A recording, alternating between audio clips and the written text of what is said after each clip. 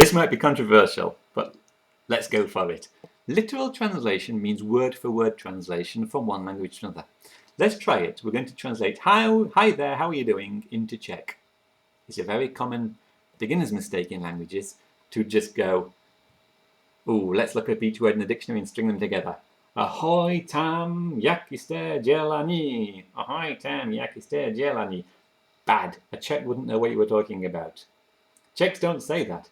They say, Dobrý den, jak se máte?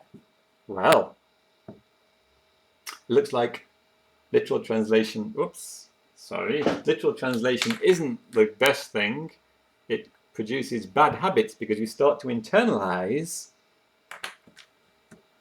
word clusters and structures that don't belong to Czech. You're carrying over the grammar and the idioms from English, and that just doesn't work because each language has its own grammar and idioms. So that kind of literal translation is bad news. I think everybody has heard that before in language learning. And quite often then, people say, well, don't bother with individual words, focus on idiomatic translations, clusters of words and their meaning, rather than a word-for-word translation. So in a book you might see Dobrý den, well that means hello, that's the concept. Jak se máte is a concept, and its English equivalent concept is how are you? So you're trying to do a concept mapping.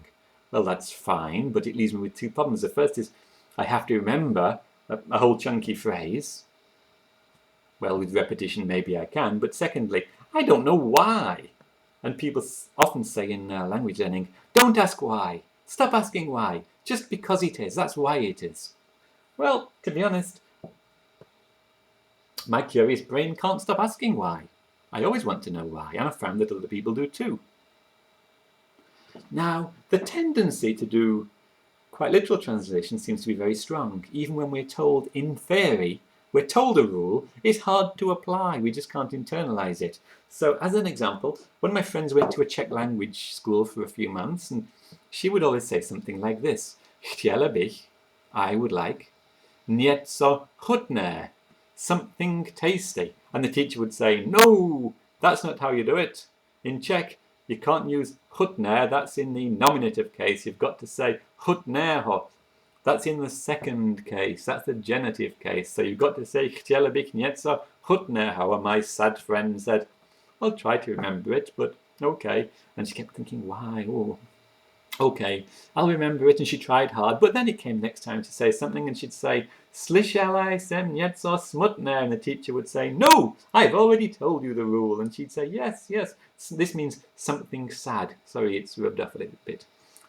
I heard something sad. Well, at least she thought it did mean that, because that means something and that means sad. And the teacher would go, no, I've told you, you can't use the first case, you've got to use the second case. And she'd go, oh yes, slyšela jsem něco smutného. But she never internalized it.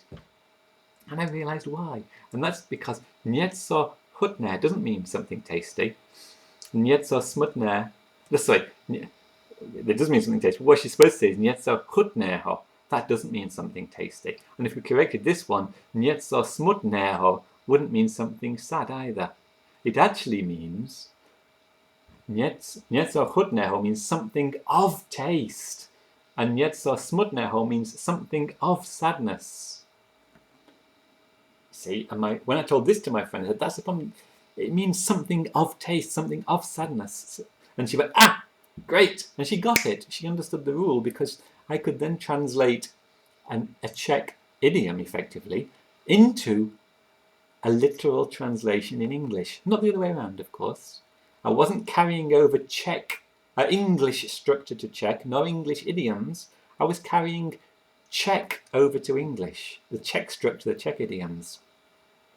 And in that way, now when she was talking about something, she would go, ooh, chtěla bych něco, ping, of course. So she'd say, ooh, chtěla bych něco, ping, chutného. Slyšela jsem něco, ping, smutného. Her brain absorbed it immediately. There was like an alarm going off because she internalized the rule by putting the grammar, the patterns, the structure, the idioms into a literal translation into English. Now, how can we use that? Well, as I was thinking about this, I came across the work of a man called Ilya Frank. Oh, sorry, I keep smudging. Ilya Frank.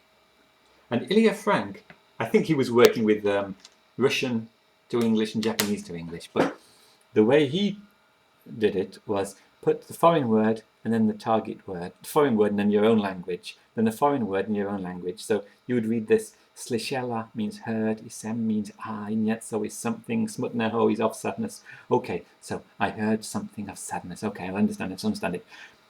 Now, I tried it out for a while, and to be honest, I could see what he was doing, but I didn't like it because it was always forcing my brain to start thinking from Czech into English. And although that might make me internalize the structures, it's not what I wanted to do. I wanted to be able to actually be thinking in Czech, but from English to learn the structures and the meanings. So after a little pondering, I switched the word order. So that's the first step. But the second step is then I started to read this in a specific way. Read all the words, English and Czech, but the English ones silently, just internally in the little dialogue in your brain, but the Czech ones out loud. So do it with me. Slyšela jsem něco smutného. Okay, so slyšela jsem něco smutného, and the idea with this is that your brain will upfront extract some meaning and structure, and then hear, as you say it, the Czech word that it should associate with that structure and meaning, and it'll let go of the English. Now, I did this with some quite lengthy texts. I did it with, for a friend, The Whole of the Ugly Duckling, and even with the first chapter of Harry Potter, to be honest, and I learned a lot from it. I found that after a while you can really get into this and really pick out the structure and absorb it if you learn to read and write. Well, if you learn to structure the things in this way and read it in the way I've just described, you'll be speaking in Czech and your brain will be picking up meaning and structure. Found it very, very useful.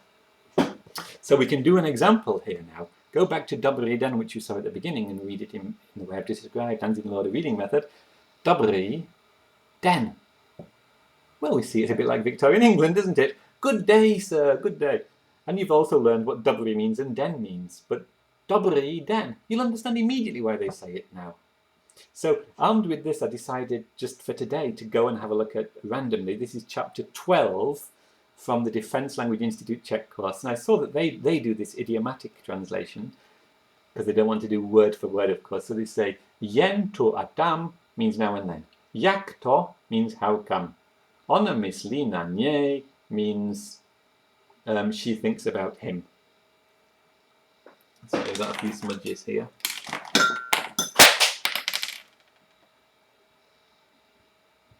So, ona myslí na něj means she thinks about him. So I decided to do it in the Anthony Lauder reading style, and we see it's actually a bit different. Read it, like I said, read the English quietly and the Czech out loud. Jen tu a tam. It actually means only here and there. Well, English people say that. Yeah, I play my guitar, but only here and there. You know, it means just occasionally. But it's figurative translation, it's just now and then. Yeah. Instead of saying how come, Czechs say jak to. How that? Read that a few times, and you'll soon be thinking, how that? Jak to, jak to, jak to. You'll absorb the meaning, associate with jak to. Means how that. You'll be thinking the way Czechs think, and you'll let go of the English words but have retained the meaning and the structure. And here's a good example. At the end, ona myslí na něj. So Czechs don't think about somebody, they think on somebody. Do that a few times and you'll soon be thinking about on somebody in Czech. Ona myslí na něj.